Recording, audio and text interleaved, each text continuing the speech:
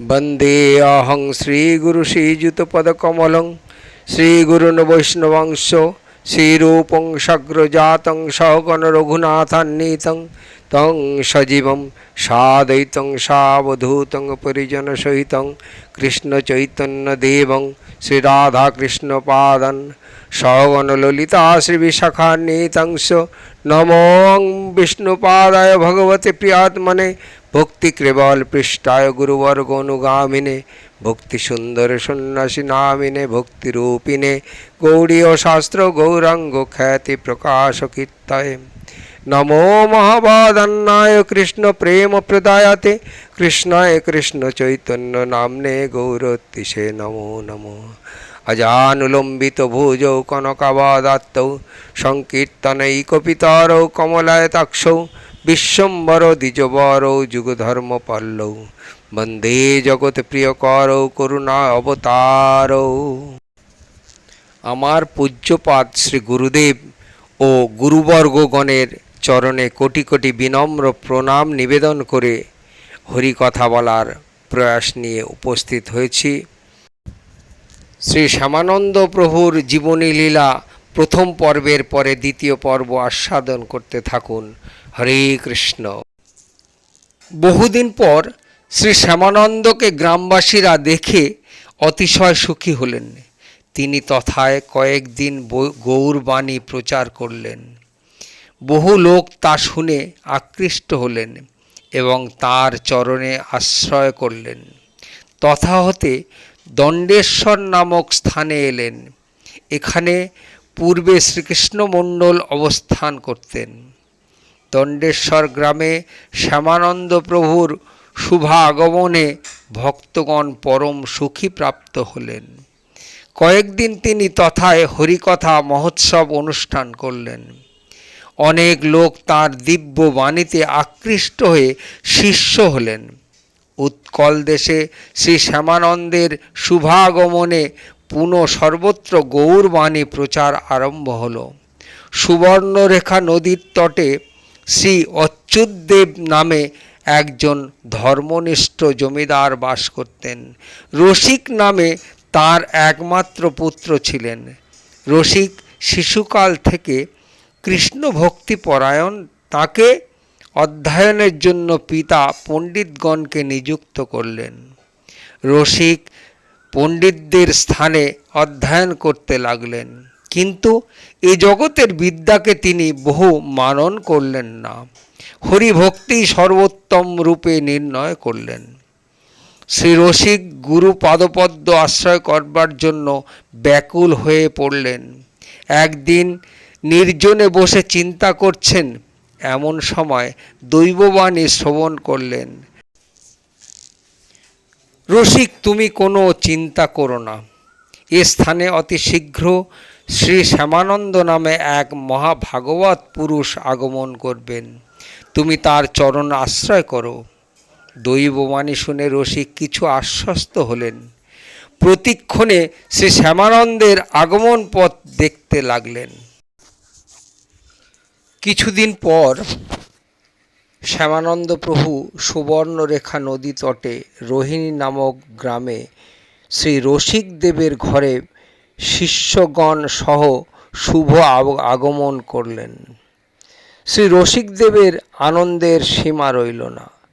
साष्टांगे दंडवत करे अति विनीत भावे ताके साग्रहे निये तार श्रीपाद पूजापूर्वक समस्त स्वजन कलत्र और पुत्र आदि सह रसिकदेव आत्मनिवेदन करलेन। श्री श्यामानंद प्रभु शुभ दिने श्री रसिकदेवके राधाकृष्ण मंत्रे दीक्षित करलेन। श्री रसिकदेव गृहे नाम संकीर्तन यज्ञ आरम्भ करलेन। समस्त बंधु बान्धव और प्रजागण के आमंत्रण करलेन। सेई संकीर्तन महायज्ञेर सकले उपस्थित हुए आचार्य श्री श्यामानंद प्रभुर श्रीचरण दर्शन पूर्वक सकलेई श्री गौर नित्यानंदेर बाणीते आकृष्ट हुए तार श्रीचरण आश्रय करलेन। রোহিণীতে আচার্য শ্রী শ্যামানন্দ প্রভুর বহু শিষ্য হল। রোহিণীতে দামোদর নামে এক বড় যোগী ছিলেন। একদিন তিনি আচার্য শ্রী শ্যামানন্দ প্রভুকে দর্শন করতে এলেন। দূর থেকে সূর্যসম উজ্জ্বল দিব্য কান্তি দর্শন করে মুগ্ধ হয়ে গেলেন। অতঃপর নিকটবর্তী হয়ে শ্রী আচার্যর চরণ বন্দনা করলেন। আচার্য তাকে প্রতি নমস্কার করে সজল নয়নে বললেন, আপনি পবিত্র শুদ্ধ ভাবাপন্ন হয়ে নিরন্তর শ্রী গৌর নিত্যানন্দের নাম করুন। তারা পরম দয়াল ঠাকুর আপনাকে কৃষ্ণ প্রেম প্রদান করবেন। আচার্যের এই উক্তি শ্রবণে যোগী দামোদরের মন বিগলিত হল। বললেন, আমি গৌর নিত্যানন্দের চরণ ভজন করব। আপনি কৃপা করে আচার্য তাকে অনুগ্রহ করলেন। যোগী দামোদর পরম ভক্ত হলেন। নিরন্তর গৌর নিত্যানন্দের নাম নিয়ে ক্রন্দন করতে বলরামপুরে অনেক ধনীর বসবাস ছিল। সেখানে আচার্যের মহিমা শুনে সকলে তাকে দর্শনের জন্য উৎকণ্ঠিত হয়ে পড়লেন। শ্রদ্ধালু কয়েকজন সজ্জন ব্যক্তি এসে আচার্যকে বহু অনুনয় বিনয় সহ প্রার্থনা করলেন বলরামপুরে যাবার জন্য। আচার্য তাদের প্রতি কৃপা করলেন, আমন্ত্রণ অঙ্গীকার করলেন। শ্রী রসিক ও দামোদর আদি ভক্তগণ সঙ্গে আচার্য বলরামপুরে শুভ বিজয় করলেন।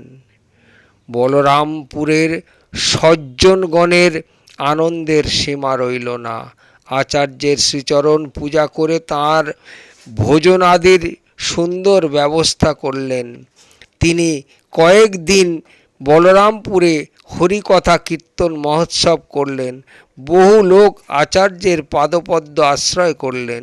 শ্রী শ্যামানন্দ প্রভু তথা হতে শ্রী নৃসিংহপুরে এলেন। নৃসিংহপুরে পূর্বে বহু নাস্তিক পাষণ্ডী ব্যক্তির দল ছিল। কয়েকদিন আচার্য তথায় সংকীর্তন মহোৎসব অনুষ্ঠান করলেন। আচার্যের দর্শনে এবং তার অমৃতময় কথা শ্রবণে নাস্তিক পাষণ্ডীগণের মন বিগলিত হল। তারাও শ্রী আচার্যের চরণ আশ্রয় নিল। শ্রী শ্যামানন্দ প্রভুর মহিমা দিন দিন উৎকল দেশে ছড়িয়ে পড়তে লাগল।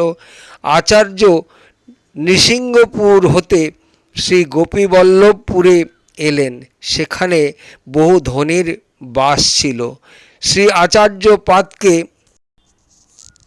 দর্শন করে তারা আকৃষ্ট হলেন।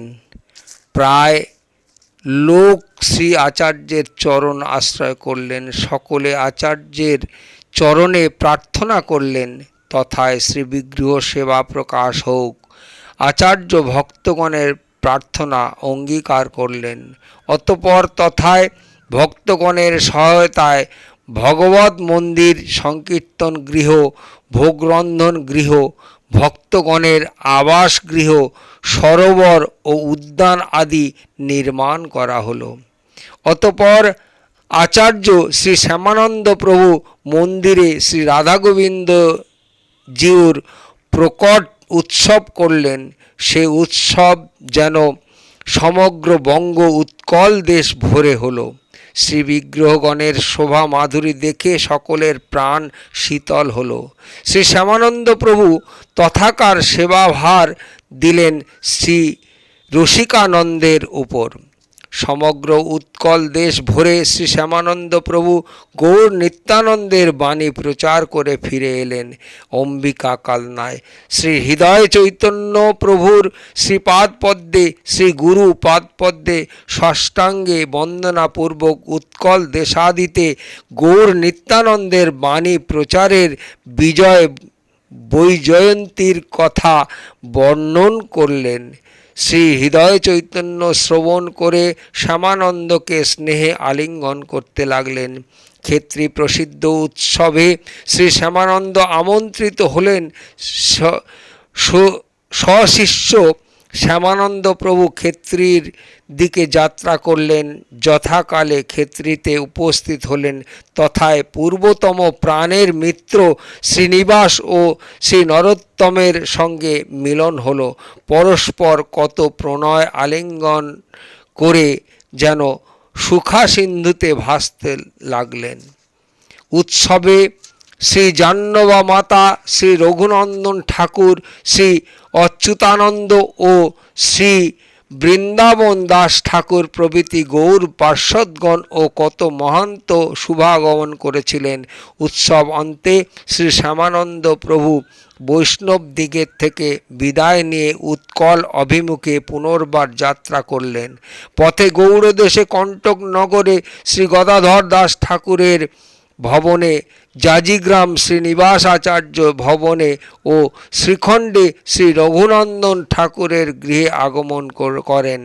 তখন বহু গৌর পার্ষদ অপ্রকট হয়েছেন।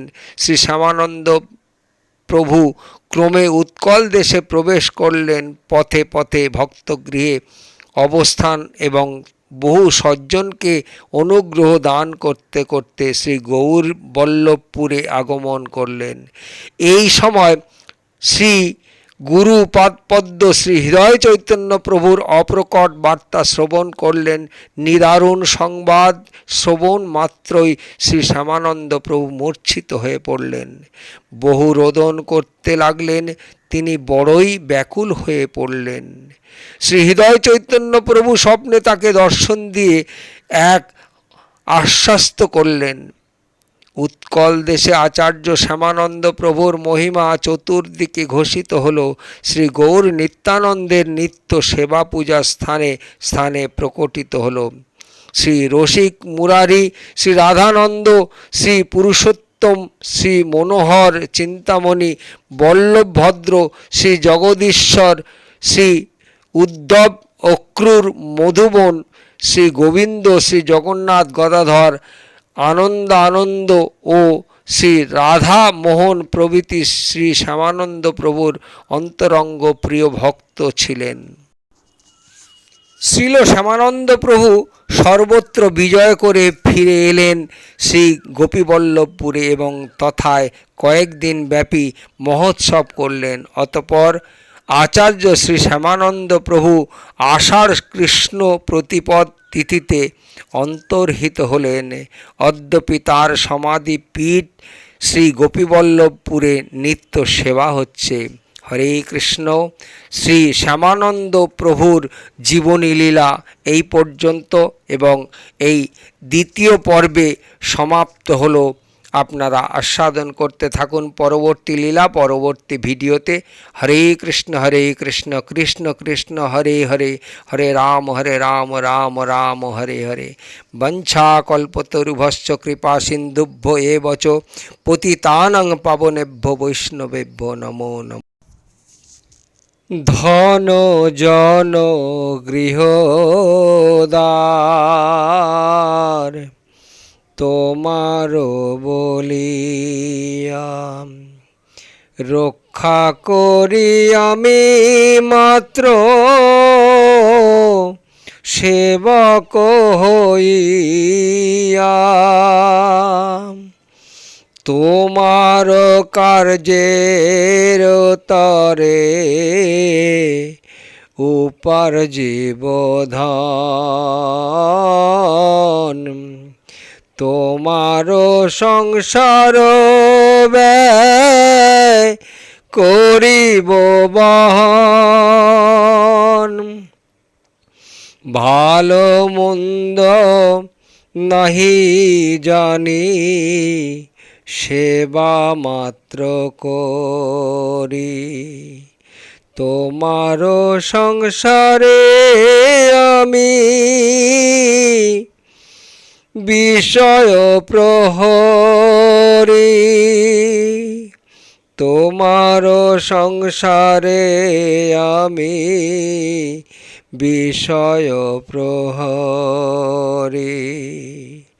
তোমার ইচ্ছায় মোর ইন্দ্রিয় চালনা, শ্রবণ দর্শন ঘ্রাণ ভজন বাসনা, নিজ সুখ লাগি কিছু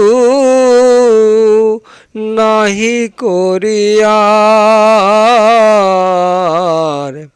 ভকতি বিনোদ বলে তব সুখ সার, ভকতি বিনোদ বলে তব সুখ সার, ধন জনম গৃহদ্বার তোমার বলিয়া, রক্ষা করি আমি মাত্র সেবক হইয়া। আত্মনিবেদন তুয়া পদে করি, হইনু পরম সুখী।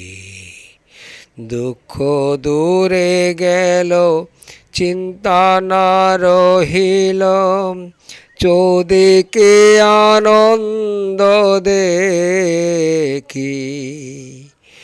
অশোক অভয় অমৃত আধার, তোমার চরণ দয়, তাহাতে এখন বিশ্রাম লভিয়া, তাহাতে এখন বিশ্রাম লভিয়া, ছাড়িনু ভবের ভয়। তোমার সংসারে করিব সেবন, নহিব ফলের ভাগী। তব সুখ যাহে করিব যতন, তব সুখ যাহে করিব যতন, হয়ে পদ অনুরাগী। আত্মনিবেদন তুয়া পদে করি, হইন পরম সুখী। তোমার সেবায় দুঃখ হয় যত, সেও তো পরম সুখ। সেবা সুখ দুঃখ পরম সম্পদ, সেবা সুখ দুঃখ পরম সম্পদ। নাশয়ে অবিদ্যা দুঃখ, পূর্ব ইতিহাস ভুলিনু সকল, সেবা সুখ প্রেমনে। আমি তো তোমার তুমি তো আমার, কি কাজ অপর ধনে। আমি তো তোমার তুমি তো আমার, কি কাজ অপর ধনে। ভকতি বিনোদ আনন্দে ডুবিয়া, তোমার সেবার তরে। সব চেষ্টা করে তব ইচ্ছা মতো, সব চেষ্টা করে তব ইচ্ছা মতো, থাকিয়া তোমার ঘরে। আত্মনিবেদন তুয়া পদে করি, হইন পরম সুখী।